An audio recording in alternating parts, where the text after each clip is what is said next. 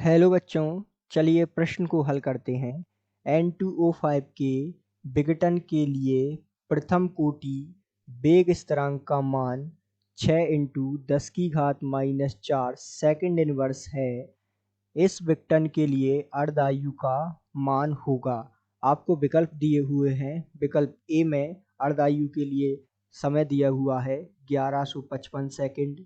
विकल्प बी में समय दिया हुआ है 223.4 सेकंड। विकल्प सी में समय दिया हुआ है 1117 सेकंड और विकल्प डी में समय दिया हुआ है 160.9 सेकंड। तो आइए बच्चों, मुख्य अवधारणा को समझते हुए इस प्रश्न को हल करते हैं।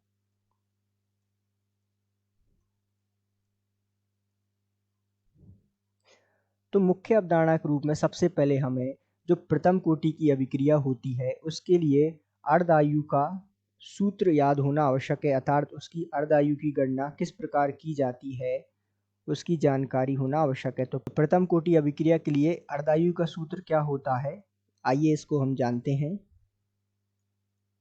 अर्धायु जैसे हम जो है टी हाफ या टी 1/2 इस प्रकार प्रदर्शित करते हैं। इसका सूत्र होता है 0.693 बटे यहाँ होता है के अर्थात वेग स्थिरांक। तो के वेग स्थिरांक का मान हमें प्रश्न में दिया हुआ है 6 इंटू 10⁻⁴ सेकंड इनवर्स। इसका मान हम इस सूत्र में रखेंगे और अर्धायु का मान हम ज्ञात करेंगे। तो आइए हम इसका मान रखते हैं। तो अर्धायु अर्थात टी हाफ बराबर टी हाफ लाइफ यहाँ होगा इसका सूत्र।